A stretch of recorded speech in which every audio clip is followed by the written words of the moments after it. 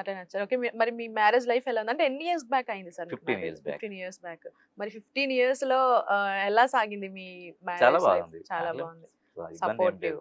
Supportive అంతా బాగానే ఉంది. హుహు. అంటే తను మీతో పాటు ఇట్లా ఇంటర్వ్యూస్ ఇస్తుండే గదా! మీకొక సపోర్ట్ అని చెప్పొచ్చు. యాహ్! మీరెక్కడికెళ్ళినా సరే 100% అండి. మీతో 100% అండి. అండ్ మీరు కూడా కార్ డ్రైవింగ్ నేర్పించారు తనకి సపోర్ట్‌గా. అవును. ఓకే. మీకొక బాబు కూడా ఉన్నాడని విన్నాము. అన్న ఏం చదువుతున్నారు సార్? సెవెంత్ క్లాస్ అండి ఇప్పుడు. ఓకే. ఇప్పుడు సెవెంత్‌కెళ్ళాడు. హుహు. అంటే అందరికి ఒక అపోహ ఉంటది. ఎలా అంటే వికలాంగులు చేసుకుంటే అదే లోపంతో పుడతారేమో అని అట్లా అనుకుంటారు కదా! సో, అట్లా భయపడ్డారా పెళ్లి చేసుకునే ముందు? అరే నేను హైట్ ఇట్లా ఉంది. తనకి హైట్ తను ప్రాబ్లమ్ ఉంది. ప్రెగ్నెంట్ అయినప్పుడైతే నేను భయపడ్డానది. భయపడ్డారు. అవును. కానీ హుహు. నేను అంటే మాకు తెలిసిన గైనకాలజిస్ట్ వాళ్ళకి తెలుసుకొని దానికి సరైన పరిస్థితి ఫుడ్, ఫుడ్డు, మెడిసిన్ అవి. మెడిసిన్స్ అవన్నీ తీసుకొని హ్మ్. నా బాబుకి ఆ అవకతవకలు రాకుండా బై హుహుహు. గాడ్ గ్రేస్ అయితే మామూలుగా మీలాగానే పుట్టారు. Great yeah! అసలు. Correct good. మెడిసిన్స్ ఉన్నాయి ప్రెజెంట్. అంటే హ్మ్. జెన్యూస్ అన్ని చాలా తక్కువొస్తాయి. అట్లా ఓకే. ఓకే. 100% రావాలని గ్యారంటీ హ్మ్. ఏం లేదు. అవును. సో, ఇవన్నీ ఉత్తి మాటలే. ఇవన్నీ అంతే. నిజంగా ఇప్పుడు గ్రేట్. అట్లాంటి ఇప్పుడు మా ఇంట్లో ఎవరు లేరు. మరి నేనెలా వచ్చాను మరి? అవును. మరి అది జెనెటిక్ ఆ ప్రాబ్లమ్ మీరు జెనెటిక్ ప్రాబ్లమ్ చెప్పినట్టు. అట్లా. ఆ జెనెటిక్ అనేది అవును. కంపల్సరీ కాదు హ్మ్. గదా! కొన్ని చెప్పలేం. వస్తాయి, కొన్ని రావు. ఇగ హుహుహు. అందరేంటంటే 100% వస్తాయనుకుంటారు. హ్మ్. నాకు తెలిసింటే 10% వస్తాయి, 90% రావు. కరెక్ట్ మనం ఉంటే. అవును. కరెక్ట్ డాక్టర్ సలహా, గైనకాలజిస్ట్ సలహాలు తీసుకొని మెడిసిన్స్ హ్మ్. వాడుతూ ఉంటే, హ్మ్. పిండం గ్రోత్ అయ్యే మెడిసిన్స్ వాడుతూ ఉంటే అవును. ఆటోమేటిక్‌గా మీకు ఫిఫ్త్ మంతే తెలిసిపోతది. బాబు ఓకే. అంటే బాబో, పాపో ఎలా గ్రోత్ అవుతున్నారు, ఎలా ఉంటారనేది ఏదైనా ప్రాబ్లమ్ తెలిసిపోతది. ఉందా అనేది తెలిసిపోతుంది. తెలిసిపోతది. ఓకే. అప్పుడు గ్రేట్ మనం అసలు. సో, సరైన తీసుకుంటే మెడిసిన్స్ గాని, సరైన అవును. అన్నీ తీసుకుంటే తెలిసిపోతది. ప్రెగ్నెన్సీగా ఉన్నవాళ్ళు జాగ్రత్తలు తీసుకుంటే మంచిగా పుడతారు. లేదు నెగ్లెక్ట్ చేస్తే అంతే సమ్ ఇగ. జెనెటిక్ ఏ ప్రాబ్లమ్ అట్లా ప్రాబ్లమ్స్ వస్తాయి. అయితది. ఇప్పుడు మంచిగా ఉన్న వాళ్ళు కూడా ఏదో ఒక ప్రాబ్లమ్ జెనెటిక్ ప్రాబ్లమ్స్ యెస్. వస్తున్నాయి గదా! అవును. రైట్. మరి రైట్. సో, అది మనలోనే ఉంటది. అంతే మరి. మన సో దగ్గర తిండే ఫుడ్, మెడిసిన్స్ వల్లనే ఉంటది. హ్మ్. ఓకే. ఇప్పుడు బాబుతో సెవెంత్ క్లాస్ సెవెంత్ చదువుతున్నాడు. క్లాస్ మంచిగానే చదువుతున్నాడు. ఉన్నాడు దేవుడి దయ వల్ల.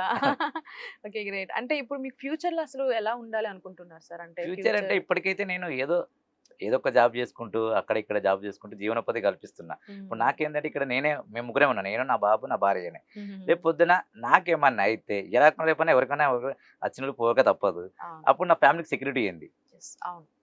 ఎంతమంది ఇప్పుడు ఉన్నది ఏదో పుట్టా బట్ట నడుస్తున్నది. ఇన్ హ్మ్. ఫ్యూచర్ వాళ్ళకి సెక్యూరిటీ కావాలి. అవును. నేనేం చేస్తున్నంటే, ఇప్పుడు నేను ఇంతకన్నా క్వాలిఫికేషన్ ఉంది. డిగ్రీ చేసిన మొట్టమొదటి వ్యక్తిని. అవును. నా కంప్యూటర్‌లో పీజీడీసీ చేశాను. హుహుహు. ఏదో ఒక ఉపాధి గవర్నమెంట్ ఇది కల్పిస్తే ఇప్పుడు ఇప్పుడున్న ప్రభుత్వం అయితే మాలాంటి ఒక దివ్యాంగురాలికి జాబ్ ఇచ్చారు. తను అవును. అప్పుడు ప్రభుత్వం లేకున్నా ఏదో కలిసినందుకు ఇచ్చారు. ఇప్పుడు హుహుహు. ఇట్లా మాలాంటోళ్ళు చాలా మంది చదువుకున్న వాళ్ళున్నారు. హ్మ్. ఇప్పుడు ఎంతమందికి గవర్నమెంట్ జాబ్స్ ఇస్తున్నారు. సో, మాలాంటోళ్ళకి కూడా ఒక అవకాశం ఇచ్చి చూడండి గదా! అవును. ఏమవుతది? అని ప్రభుత్వం కూడా లైక్ ఎట్లా అంటే పిల్లలకి చూస్తుంది. లేదంటే స్టూడెంట్స్‌కి పథకాలిస్తుంది.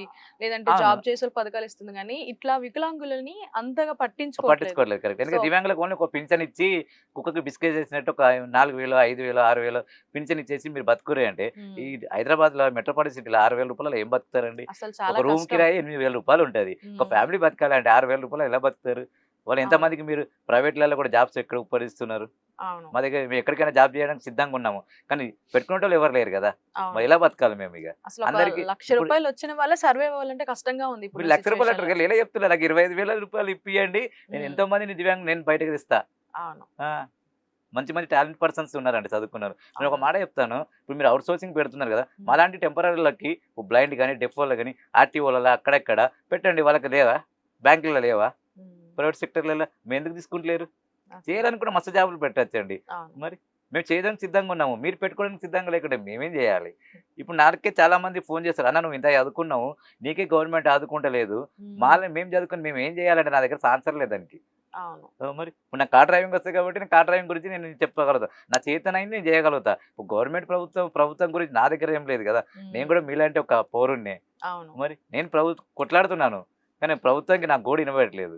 హ్మ్. అది అవును. చేరాలి. ఆ ప్రభుత్వం ఏదో ఒక దీని మీద యాక్షన్ తీసుకుంటేనే గదా! మాలాంటి దివ్యాంగులు గూడా ఇప్పుడు హ్మ్. రాజస్థాన్‌లో 'రాజ్‌నాథ్ యోగి' ఉన్నాడు. మాలాంటి ఒక సేమ్ నాలాంటి దివ్యాంగురాలే ఒక 3.5 అనుకుంటా తన హైట్. ఓకే. తనకి కలెక్టర్ జాబ్ ఇచ్చారు. ఎలా ఇచ్చారండి? యెస్. ఇప్పుడు యెస్. ఎంత పేరొచ్చింది?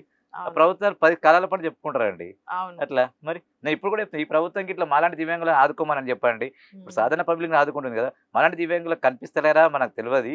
అవును. అట్లాంటోళ్ళని ఆదుకోమనండి. ప్రభుత్వంకి ఎందుకు పేరు రాదండి? అవును. మొత్తం ఇండియా లెవెల్‌లోనే బెస్ట్ సీఎం అని పేరొస్తది. అవును. ఇంతవరకు దివ్యాంగులు ఇవ్వలేదని చెప్పి. ఇప్పుడు రీసెంట్ ట్రాన్స్‌జెండర్‌లకి ట్రాఫిక్‌లకి జాబ్ ఇచ్చి ఎంత మంచి పేరొచ్చింది. యెస్. మరి అట్లా మాలాంటి దివ్యాంగులకు ఎందుకు ఇయ్యరాదు మరి? అవును. ఆ పథకంతో ట్రాన్స్‌జెండర్ మీరన్నట్టు మన రేవంత్ రెడ్డి గారిని చాలా మంచి పాజిటివ్ వచ్చింది. పాజిటివ్ వచ్చింది. ఎంత మంచి అవును. పేరొచ్చింది. అవును. ప్రపంచ దేశాల పేర్లుగా. మరి అవును. అట్లా మాలాంటి దివ్యాంగులకు ఎందుకు ఇవ్వరాదు? మీరు Yes. తలుచుకుంటే ఎన్నో విధాలు ఇవ్వచ్చు కదా! అవును. ఎన్ని లేవు ఇవ్వాలనుకుంటే? అవునవును. మరి సో ఎట్లనో మనకి జాబులున్నాయి, జాబులు ఇస్తాము అని చాలా మందికి ప్రభుత్వం ఆ! చెప్తుంది. అవును. హామీలు కానీ ఇస్తుంది. ఎక్కడిస్తుందది? అవును. లేదంటే గవర్నమెంట్ జాబ్ కూడా ప్రైవేట్ సాఫ్ట్‌వేర్ కంపెనీలు ఇప్పియండి. మీ అవును. సోర్స్ పెట్టి. అవును. మీరు చెప్తే ఇనరా ప్రభుత్వాలు? హ్మ్. మరి చేయొచ్చు యెస్. గదా! మరి అవునవును. మేము గవర్నమెంటే జాబ్‌లోనే కోరుకుంటలేం. మాకొక ఉపాధి కావాలి. అవును. ఇప్పుడు మీ గవర్నమెంట్ జాబ్‌లో లక్ష లక్షలు జీతం ఇచ్చే బదులు 50% మాకివ్వండి గదా! అవును. ఇప్పుడు బస్ స్టాండ్‌లలో కంట్రోలర్ ఉంటారు. హుహుహు. మాకు దివ్యాంగులు జేయలేమా? మేము చెప్పలేమా? కూర్చొని ఇదే గదా! కూర్చునే జాబే గదా! కూర్చునే జాబ్. మరి మీరు అవును. ఎవరు రిటైర్ అయిన వాళ్ళకి మళ్ళీ ఔట్‌సోర్సింగ్ జాబులిచ్చి, అటు హ్మ్. డబుల్ జీతాలిచ్చి పెన్షన్ ఇస్తుర్రు. ప్లస్ ఔట్‌సోర్సింగ్ జాబ్ జీతాలిస్తున్నారు. ఇస్తున్నారు. అలా సగం జీతం మాకియ్యండి గదా! మేము చేస్తాం గదా! అవును. అది కూడా ఎందుకు ఫ్రీగా చేయరు? ఏం అవసరం లేదు మనకి. ఒక మరి పని చేసుకుంటూ ఆ! అవును. ఒక ఇప్పుడు ఇదే పని కూర్చొని ఇవ్వాలి. మైక్‌లో ఏ బస్సొస్తుంది, ఏ అవును. టైంకి ఏమొస్తుంది సలహాలే గావాలి గదా! అది మేము అవునవును. జేయలేమా మరి? యెస్. యెస్. మరి సో దీని గురించి ప్రభుత్వం కూడా ఖచ్చితంగా ఆలోచించాలి. ఆలోచించి డెఫినెట్ చేయాలి. చేస్తే హ్మ్. ఎందుకంటే అప్పుడు రాష్ట్రాలకు కూడా పెడతారు. దివ్యాంగులు ప్రతి ఒక్క జాగా చేయను మా మీద అయితే పబ్లిక్‌కి మీలాంటి వ్యక్తులకి అవాయిడ్ చేసే వాళ్ళకి కూడా ఒక చెప్పు దెబ్బ అయితది వాళ్ళకి. అరే! అవును. వీళ్ళు ఇట్లాంటి వాళ్ళు జాబ్ చేస్తున్నారు. మేమెందుకు చేయకూడదు అని చెప్పి. ఎందుకు అవునవును. చేయరాదు మరి? ప్రభుత్వం దీని మీద దృష్టి పెడితే మస్తు ఆలోచనలొస్తాయి. ఒకవేళ నన్ను కాంటాక్ట్ అవ్వమని నేను మంచి మంచి ఐడియాస్ ఇస్తా. ఖచ్చితంగా. డెఫినెట్‌లీ ఇస్తాను నేను. ఏ సోర్స్‌లో ఎవరు చేయగలుగుతారో, ఎట్లాంటి దివ్యాంగులు సెట్ అవుతారో నేను సెట్ చేసి చూపిస్తా. ఖచ్చితంగా. నా గ్రేట్ దగ్గర సార్. ఐడియాస్ ఉన్నాయి. ఖచ్చితంగా మన రేవంత్ రెడ్డి గారు, మన ప్రభుత్వం చూడాలి. డెఫినెట్‌లీ చూడాలి. ఖచ్చితంగా చూసి మనలాంటి మీలాంటి దివ్యాంగులను ఆదుకోవాలని వికలాంగులకి మనస్ఫూర్తిగా కోరుకుంటున్నా. ఖచ్చితంగా నేను కూడా నా సపోర్ట్ కూడా ఉంటుంది మీకు. థాంక్ యూ అండి. సో సార్ ఇప్పుడు మీ లైఫ్‌లో జరిగిన ది బెస్ట్ సిట్యుయేషన్ ఏంటి? అంటే అంటే మీ మీన్స్ లైఫ్‌లో మీరు చాలా హ్యాపీగా ఉన్న సిట్యుయేషన్ ఏమన్నా ఉందా? అంటే ఇది జరిగింది నా లైఫ్‌లో నేను 2 హ్యాపీగా ఉన్నా. 2 ఉన్నాయి. ఒకటి పెళ్లి. ఆ! సెకండ్ నేను కారు నేర్చుకుంటానని ఎప్పుడు అనుకోలేదు. Car okay. నేర్చుకున్న తర్వాత నాకు ఇంత ఫేమ్ రావడానికి. ఓకే. చాలు ఓకే. ఇగ. ఈ 2 నేను లైఫ్‌లో చాలా పెద్ద సక్సెస్ ఇప్పటికి. కానీ గ్రేట్. ఇంకా సాధించాలి చాలా ఉన్నది. హ్మ్. ఎందుకంటే కొన్ని ద్వారా ఇప్పుడు ఈ మీడియా ఛానెల్ల ద్వారా కొంతమందికే నేను పరిచయం అయితున్నా. కొన్ని షోస్ ఉన్నాయి. షోస్ ద్వారా గాని అట్లా ఇంకా పబ్లిక్‌లోకెళ్తే చాలామంది ఇప్పటికి కొంతమంది ఇప్పుడు నాకు కొన్ని ప్రైవేట్ ఛానెల్‌లో చూసి నా ఇంటర్వ్యూస్ ఒక సూసైడ్ చేసుకున్న దివ్యాంగులు కూడా నాకు ఫోన్ చేసి, "అన్న నువ్వే నేనే ఇట్లా అనుకున్నాను. నేను సూసైడ్ చేసుకున్నా పోతే నీ వీడియో నాకొచ్చింది. నీ హుహుహు. ముందు నేనెంత, నువ్వే ఇంత తక్కువుండి ఇట్లా బతకగలుగుతున్నావు. మేమెందుకు బతకలేమని" ఇన్స్పిరేషన్ అయ్యారు. అట్లా ప్రపంచంలో 100లో ఒక్కరైనా చాలు కదా నాకు. అవును. ఇండైరెక్టో అయితే ఒక మనిషి అయితే జీవనాన్ని సేవ్ చేసినా కదండీ. అవునవును. అలా గ్రేట్ అసలు. మీరు ఒక్కళ్ళకే కాదు చాలా మందికి ఇన్‌స్పిరేషన్ మీరు. థాంక్ యూ అండి.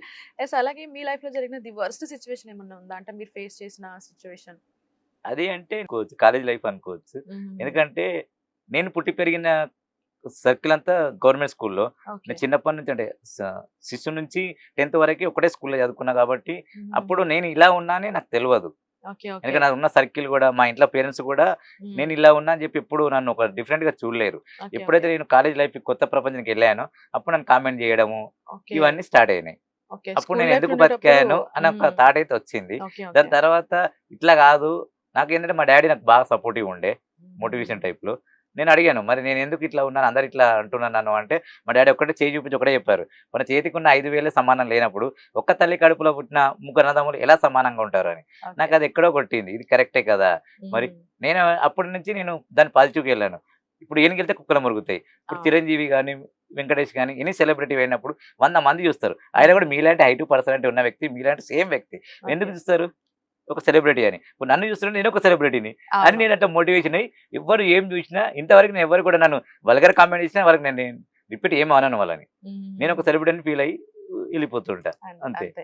ఎవరేం మాటన్నా సరే ఖచ్చితంగా అది మనం అంతే. మాట్లాడినట్టు ఇప్పుడు రిటర్న్ వాళ్ళు వస్తది. రాళ్ళేస్తుంటే ఆ రాళ్ళని నేను బాట సరిగ్గా మార్చుకొని, ఆ రాళ్ళని నేను బాట ఏసుకొని, ఆ హ్మ్. రాళ్ళతో నేను ముందుకెళ్ళిపోతా సో, అంతే. అనేవాళ్ళు అంటానే ఉంటారు. అంతే. మనం ఏం చేసినా అంటారు. మంచి చేసినా అంటారు, చెడ్డ చేసినా అంటారు. అవును. మంచి చేస్తే "అరే! నువ్వు సాధించినవురా గొప్ప" అంటారు. చెడు చేస్తే "నువ్వు ఏదో పెద్ద తోపులోకి పోయినవురా అందుకే సాధించలేవు, అందుకే ఇట్లా అయినావు" అట్లా అంటారు. అవును. ప్రతిదానికి బొమ్మ, బొరుసు ఉన్నట్టు ఉంటది. నువ్వు సాధించినా అంటారు, సాధించకున్నా అంటారు. Yes sir. రైట్ అంతే. సార్. గ్రేట్ అసలు. సార్ ఇప్పుడు మీ లైఫ్‌లో మీకు సపోర్ట్ ఇస్తూ ఇప్పటి వరకు మీతో ఉన్నదెవరు సార్? జనరల్‌గా అంటే అట్లా ఎవరు లేరు. నా మెంటాలిటీ నాకే సపోర్టు. ఓకే. ఇప్పుడు ఫ్యామిలీ వచ్చినప్పటి నుంచి నా వైఫ్ అని చెప్పుకోవచ్చు. నేను ఏం చేస్తా అన్నా, సరే హ్మ్. చెయ్యి ఏదైతే అదే చూద్దాము. పైన దేవుడున్నాడు అని హుహుహు. అంతే. అంతవరకు దానికంటే ముందయితే నేనే. ఓకే. ఏదైనా కానీ కష్టమో, నష్టమో భరించేది చూద్దాం ప్రయత్నం అయితే చేద్దాము. నేనేంటంటే ఒక దారిలో వెళ్ళను. ఇప్పుడు హుహు. నేను ఒకటి అనుకుంటాను. ఇది కాలేకపోతే ఇంకోటేంది దీనికి ఆల్టర్‌నేటివ్ ఏదో ఒక అవును. విధంగా సాధించాలి. ఇప్పుడు కాకుండా ఇంకో 1 ఇయర్‌కో, 1 హ్మ్. మంత్‌కో అలా హ్మ్.